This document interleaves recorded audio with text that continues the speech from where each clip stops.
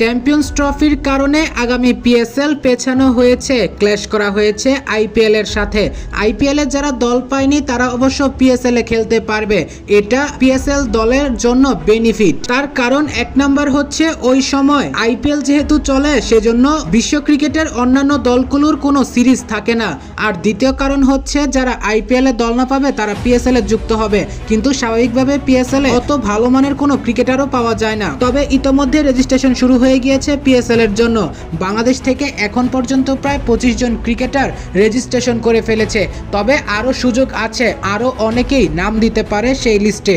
চলুন একবার দেখে নেই কোন 25 জন ক্রিকেটার পিএসএল ড্রাফটে নাম লিখিয়েছে। পিএসএল ড্রাফটে এখন পর্যন্ত নাম লিখিয়েছে সাকিব আল হাসান, লিটন দাস, সৌম্য সরকার, মুস্তাফিজুর রহমান, তাসকিন আহমেদ, তানজিম হাসান সাকিব, শরীফুল ইসলাম, রিশাদ হোসাইন, তাওহিদ হৃদয়, তানজিদ হাসান তামিম, শেখ মেহেদি হাসান মিরাজ, হাসান মাহমুদ, নাহিদ রানা, জাকের আলী অনিক, জিসান আলম, নাসুম আহমেদ, নাজমুল হোসেন শান্ত, শামীম হোসেন পাটোয়ারি, আফিফ হোসেন ধ্রুব, মোহাম্মদ সাইফুদ্দিন, এনামুল হক বিজয়, তানবীর ইসলাম, সাইফ হাসান ও রনি তালুকদার।